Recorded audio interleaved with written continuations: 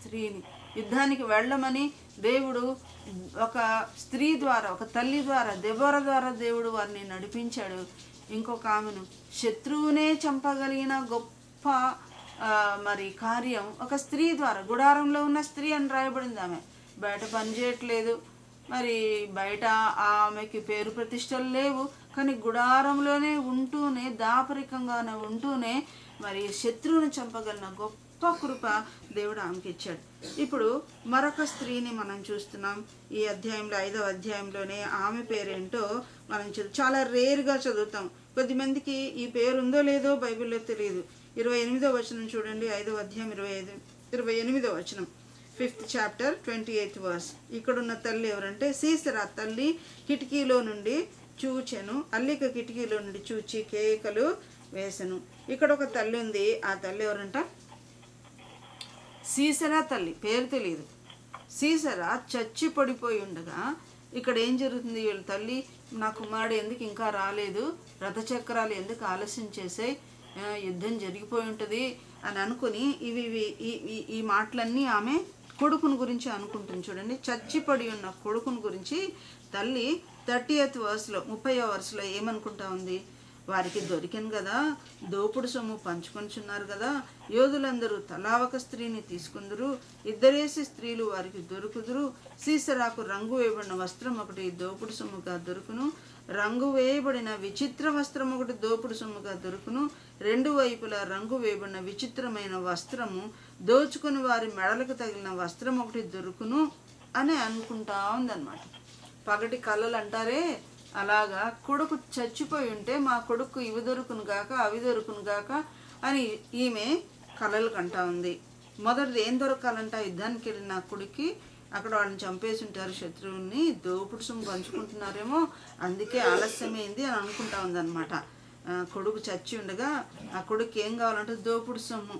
ఈనాడు స్త్రీలమైన మనము మన పిల్లల కొరకు దాచిపెడుతున్నాం, సంపాదిస్తున్నాము. ఎంతో సొమ్ములు, ఎంతో బంగారు, ఎంతో మేడమిద్దెలు, ఎంతో వెల్త్. దోపుడు సొమ్ము అంటే వెల్తే కదా. ఆ యొక్క ఈ లోకపు ఐశ్వర్యాన్ని సమకూర్చుకునే దాంట్లోనే బిజీగా ఉన్నామా? మన పిల్లల విషయమై మన ఆలోచన ఏంటి? వాళ్ళు చచ్చినా 4 తరాల వరకు తినేటట్టుగా ఉండాలని సంపాదించే మనసులోనే తల్లులు ఉన్నామా?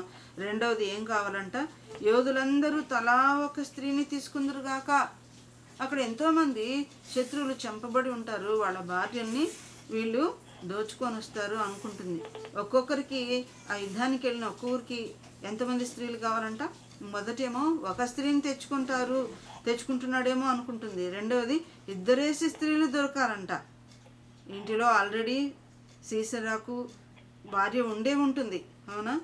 ఇక్కడికి వస్తే ఒక భార్య కాదంట, ఇంకా 2 స్త్రీలు దొరకాలంట. మొదటిది వెల్త్, రెండవది వైఫ్స్. ఏకపత్ని వ్రతుడుగా ఉండాలని దేని వాక్యం చెప్తుంది? ఒక్కొక్కరికి ఒక భార్యనే, ఒక భర్తనే ఉండాలి. ఈ తల్లి ఎటువంటి చెడు తల్లిలో మనం చూస్తున్నాం. ఇంట్లో ఉండే భార్య కాకుండా మళ్ళీ యుద్ధానికి వెళ్ళిన ప్రతి సమయంలో తన కొడుకు ఇద్దరిద్దరు వైఫ్స్ కావాలనుకుంటుంది. కనుక ఈమె ఎలాంటి తల్లిగా ఉందో చూడండి. ఆ తర్వాత మూడవదిగా సీసెరాకు రంగు వేయబడిన వస్త్రం ఒకటి కావాలంట. ఏ వస్త్రము? రంగు వేయబడిన వస్త్రం. అదే ఇంగ్లీష్లో ఏమని రాయబడిందంటే డైడ్ గార్నమెంట్ అని ఉంది. రంగు వేయబడిన వస్త్రాలు. తన కొడుకు రంగురంగులుగా కనపడాలని అనుకుంటా ఉంది. ఆ వస్త్రాన్ని గురించి వివరణ ఎలా ఉందో చూడండి. మరి కింది చదివితే రంగు వేయబడిన విచిత్ర వస్త్రం అంట. విచిత్ర వస్త్రం అంటే ఇంగ్లీష్లో ఎంబ్రాయిడరీ అని రాయబడింది. విచిత్రం అంటే ఎంబ్రాయిడర్డ్ గార్మెంట్. ఎటువంటిది? రంగు వేయబడి ఉండాలి. రంగుల జీవితం తన కుమారునికి కావాలని కోరుకుంది. ఇంకా ఆ వస్త్రం ఎట్లా ఉండాలంట? 2 వైపులా రంగులు వేయబడిన విచిత్ర వస్త్రం అన్నమాట. 2 sides died and embroidery garment. 2 వైపులా రంగు అంట. మనం ధరించే వస్త్రాలన్నిటికీ ఒకవైపునే ఉంటుంది, కానీ ఈమె అత్యాశ చూడండి, 2 వైపులా రంగు కలిగి ఉండాలి. ఈ వైపున ఒక రంగు ఉండాలి, ఆ వైపున ఒక రంగు ఉండాలి. అంటే ఏమి 2 sides ధరించగలిగి ఉండాలి అన్నమాట. అంటే ఎంత ఆశ, ఎంత వర్ణిస్తుంది ఆ వస్త్రాన్ని గురించి. అమ్మ, మన తలంపులు మన బిడ్డల విషయమై రంగురంగులుగా వాళ్ళు కనపడాలి, వాళ్ళు మంచి డ్రెస్సే వేసుకోవాలి, ఎవరికి లేని డ్రెస్సులు వాళ్ళకు ఉండాలి, వాళ్ళు లోకరీతిగా టాప్గా ఉండాలి అనుకుంటూ, మరి విద్య విషయంలో కూడా మంచి టాపర్స్గా ఉండాలి అనుకుంటూ, ఇవి మంచిదే కొంతవరకు. కానీ ఆ బిడ్డ చచ్చిపడి ఉన్నాడు. ఆత్మీయంగా మన పిల్లలు ప్రభువులో లేరు. మీరు మీ పాపముల చేతను పాపము చేతను అపరాధము చేతను చచ్చిన వారై ఉన్నారని దేవుడు చెప్తా ఉంటే, ఆత్మీయ జీవితంలో పాడై ఉండగా శరీర సంబంధంగా వారికి వెళ్తే లేకపోతే బంగారు వెండి ఎన్ని స్థలాలు వీటి విషయంలోనే మాత్రమే శరీర సంబంధమైన మరి విషయాలను మాత్రమే వాళ్ళకు సమకూరుస్తూ వాటి విషయమైనా మనం ఆలోచన చేస్తున్నామా? ఇంకొక మాట నిందామే, దోచు వారి మెడలకు తగిన వస్త్రం ఒకటి దొరుకును. తన కొడుకు ఏం దొరకాలంట యుద్ధంలో? మెడకు తగిన వస్త్రం. ఒకవేళ టైయే కావచ్చు, టై ధరించుకోవాలి, మంచి టై దొరకాలనుకుందేమో, మంచి బౌ దొరకాలనుకుందేమో ఆమె. చూడండి ఇక్కడ ఇవన్నీ మనం చదివితే ఆ తల్లి 7 కోరికలు కోరుకుంది. కొడుకు ఏమని?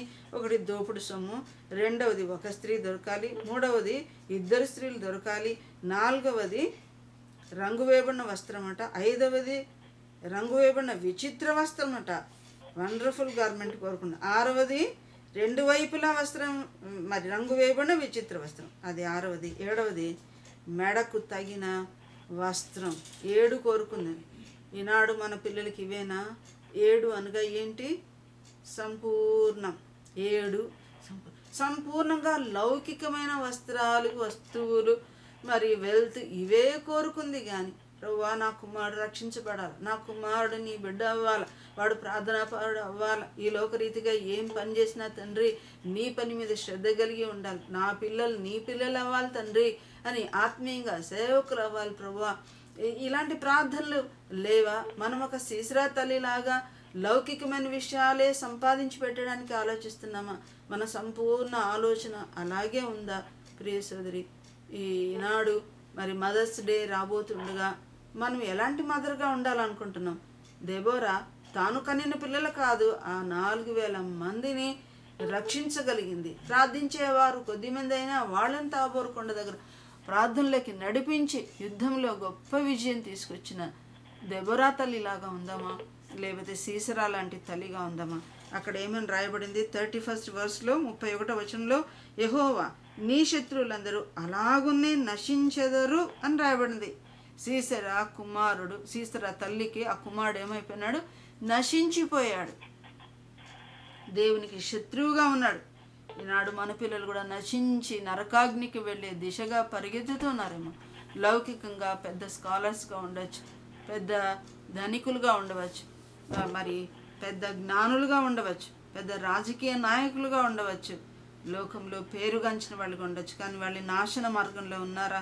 ప్రియ సోదరి, మన బిడ్డలను రక్షించుకోవాల్సిన బాధ్యత తల్లులమైన మన మీద ఉండగా ఈనాడు ఆత్మీయ ఆలోచనలు కలిగి మరి భక్తులు లాంటి జీవితం వాళ్ళకు కావాలని, సమయ లాంటి వాళ్ళు కావాలని, యోసేపు లాంటి వాళ్ళు కావాలని, ఆడపిల్లలు అయితే తల్లి మరియ లాంటి వాళ్ళుగా, కన్య మరియ లాంటి వాళ్ళుగా కానీ, లేదా ఎస్తేర్ లాంటి వాళ్ళు కానీ, రూతు లాంటి వాళ్ళు కానీ, హృదయ లాంటి వారు కానీ మన పిల్లలు ఉండాలి. ఈ ఆలోచనతో మనం వారిని పెంచవలసిన వారంగా ఉన్నాం, ప్రార్థించవలసిన వారంగా ఉన్నాం. కానీ దేవుని పిల్లలు ఎలా ఉన్నారంట? 31వ వచనం 31st verseలో, ఆయనను ప్రేమించువారు బలముతో ఉదయించు సూర్యుని వలె ఉందురు అని పాడరి. కనుక ఇశ్రాయేలు ఎలా ఉన్నారు? ఆయన ప్రేమించిన వారు బలముతో ఉదయించు సూర్యుని వలె ఉన్నారు. మన పిల్లలు మనం ఇట్లా ఉన్నామా? రాత్రంతా చీకటి ఉండగా ఆ చీకటిని ఛేదించుకొని మరి అంత చీకటినంతా పోగొడుతూ ఉన్న ఉదయభానుని వలె, ఉదయ సూర్యుని వలె ఆయన ప్రేమించే వాళ్ళుగా ఉన్నామా? ప్రార్థనలో ఆయన ప్రేమిస్తున్నామా? వాక్యంలో ఆయన ప్రేమిస్తున్నామా? ఆయనతో సమయం గడపాలని ఇష్టపడుతున్నామా? పిల్లలతో సమయం గడుపుతున్నాం, భర్తతో సమయం గడుపుతున్నాం, ఉద్యోగంలో సమయం గడుపుతున్నాం. కానీ ప్రభువుతో సమయం గడిపి ఆయనను ప్రేమించేవారుగా ఉంటే బలముతో మనం నింపబడతాం, బలముతో దేవుని కార్యాలు చేస్తాం, ఆత్మీయంగా స్ట్రాంగ్గా ఉంటాం, మన పిల్లల్ని స్ట్రాంగ్గా చేసుకోగలం. కనుక చర్చ్లో కూడా మరి దేవుని సంధిలో మరి దేవుని సంఘాల్లో కూడా బలముగా ఉంటాం. ఆత్మీయ బలం చాలా గొప్పది, ప్రార్థనా బలము చాలా గొప్పది, వాక్య బలం చాలా గొప్పది. శత్రువు పిల్లలందరూ సర్వసైన్యము నశించిపోయి ఉండగా, చచ్చిపడి ఉండగా ఒక్కడు మిగలలేదట. కానీ మన పిల్లల్ని మిగిలించుకుందాం. దేని ద్వారా? ప్రార్థనా జీవితం, వాక్య జీవితం, ఆ సుత్తే జీవితం, ఆ మేక జీవితం, ఆ తాబోరు కొండ అనుభవం, ఆ కేదేశ్ అనే పరిశుద్ధ అనుభవం, వీటి ద్వారా మన యుద్ధాలు దేవుడే జరిగిస్తాడు. ఇప్పుడు చూడండి, యాబీను రాజు యొక్క సైన్యాధిపతిని సీసరా ఏమయ్యాడు? 4వ అధ్యాయంలో వాడు కలవరపడ్డాడు. రెండవదిగా అతడు కాలినడకను పారిపోయాడు. మూడవది కూలిపోయాడు మనం చూసుకున్నాం. ఆ తర్వాత ఇక్కడ వాని గురించి ఇంకా పాయింట్స్ రాయబడినాయి. ఏమని? 5వ అధ్యాయం 27వ వచనం, 5th చాప్టర్ 27th వర్స్లో ఏమని రాయబడింది? అతడు ఆమె కాళ్ళ యొద్ద కృంగిపడెను. ఇంతవరకు 3 కూలిపోయాడు, 4వది కృంగిపోయాడు. ఆ తర్వాత మనం కిందికి చదువుకుంటూ వస్తే ఆమె కాళ్ళ యొద్ద కృంగిపడెను, అతడు ఎక్కడ కృంగెనో అక్కడే పడి చచ్చెను. కనుక 5వదిగా సీసరా చచ్చిపోయి ఉన్నాడు. 6వదిగా 31st వర్స్లో నశించెదరు అంది. కనుక వాడు నశించిపోయినట్టుగా చూస్తున్నాం. కనుక మన కుటుంబ జీవితాల్లో, వ్యక్తిగత జీవితాల్లో, సంఘ జీవితాల్లో సాతానుడు మన శత్రువు, కఠిన బానిసత్వం మనతోనూ మన పిల్లలతోనూ చేయించుకున్నవాడు నశించిపోవాలి అంటే ప్రార్థన మన జీవితంలో చాలా గొప్ప ప్లేస్ని ఆక్యుపై చేసేదిగా ఉండాలి. అలాగూ మనము మన పిల్లల్ని, మన సంఘాల్ని, ఆనాడు వాళ్ళు ఆ దేశాన్ని సంపాదించుకున్నారు, ఇశ్రాయేల్ దేశాన్ని తిరిగి వారు శత్రురాజు నుంచి పొందుకున్నట్టుగా మనం చూస్తున్నాం. కనుక ఈరోజు 3 స్త్రీలను గురించి చదువుకున్నాం. ఒక ఆమె దెబోరా అనే తల్లి, రెండవది సీసరా తల్లి, మూడవది హెబెరు భార్య. ఆమెకు వ్యక్తిగతంగా తన జీవితంలో పిల్లలు ఉన్నారో లేదో చెప్పబడలేదు, కానీ ఆమె కూడా ఇశ్రాయేలుకు ఒక తల్లిగా ఉపయోగపడి శత్రువు నుండి వారిని విమోచనలోకి తీసుకుని వచ్చినట్టుగా చూస్తున్నాం. కనుక 2 మంచి తల్లుల గురించి మనం చదివాం. ఒక తల్లి బ్యాడ్ ఎగ్జాంపుల్గా ఉంది. అలాగ లేకుండా ప్రభు కొరకు చక్కగా జీవించే తల్లులుగా ఉండాలని దేవుని పేరట మనం అందరమే హెచ్చరించబడుతున్నాం. అలాగూ చేయడానికి దేవుడు తన కృపను మరడలా విస్తరింపు చేయను గాక. ఈ అవకాశం నాకు ఇచ్చిన మీ అందరికి కూడా ప్రభు నామమున నా వందనాలు తెలియజేస్తున్నాను.